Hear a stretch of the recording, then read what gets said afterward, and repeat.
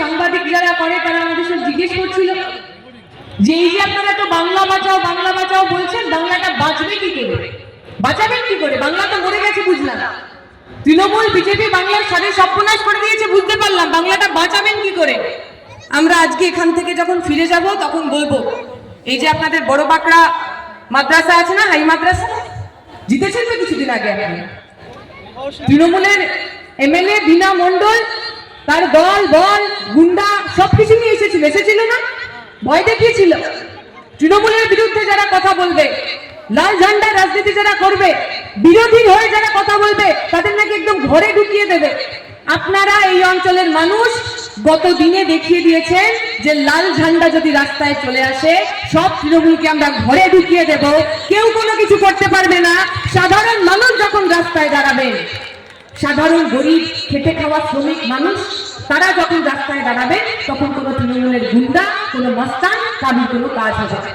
আজকের পর থেকে যখন আমাদের জিজ্ঞেস করবে কেউ বাংলা আপনারা বাঁচাবেন কি করে, আমরা বলবো যান ওই স্বরূপনগরে ওই বড় বাঁকড়া হাই মাদ্রাসা স্কুলের যারা পরিচালনা সমিতিতে রয়েছেন, যারা ভোটটা করেছেন, তাদের গিয়ে জিজ্ঞেস করুন কিভাবে আমরা বাংলা বাঁচাবো। একটু আগে আপনাদের সামনে বলছিলেন কমরেড নিরাপদ সরকার এমএলএ ছিল, জামা কাপড় থেকে সাজ পোশাক থেকে বোঝা যায় উনি এমএলএ। এখনকার যদি আপনি কাউন্সিলর দেখেন তৃণমূলে, দেখবেন গলায় ইয়াম মোটা সোনার হার পরে না, হাতে সোনার বালা, গলায় একটা মোটা সোনার চেন, স্করপিও গাড়ি নিয়ে ঘুরে ঘুরে বেড়ায়। এখন এই যে মোটা মোটা সোনার বালা ও হাতে পড়ছে, টাকা আসছে কোথা থেকে? কমরেড নিরাপদ সর্দার গলায় একটা সোনার চেন সেটা দিতে রূপোর চেন পড়তে পারছেন না কেন? আসলে ওরা সোনার চেনগুলো ওই বান্ধবী একটা খাটের তলায় যে টাকা লুকিয়ে থাকে সেখান থেকে আসে। আমাদের কমরেডের বান্ধবীও নাই, খাটের তলার টাকাও নেই, চুরির টাকাও নেই, ডাকাতির টাকাও নেই, তাই আমাদের গলায় সোনার চেন জোটে না। আমরা যারা বামপন্থী রাজনীতি করি, আমরা নিজেদের স্বাচ্ছন্দ্যের জন্য, নিজেদের ভালো থাকার জন্য, আমার বড় বাড়ি হবে, আমার অনেক বড় গাড়ি হবে, তার জন্য রাজনীতি করতে আসেনি তো। যেখানে আমরা এখন কথা বলছি এখান থেকে কিছু দূরে বাড়ি নুরুল ইসলামের খাদ্য আন্দোলনের শহীদ, যার নামে 100 মিটার দূরে তৈরি হয়েছিল, তার স্মৃতিতে তৈরি করা কলেজ।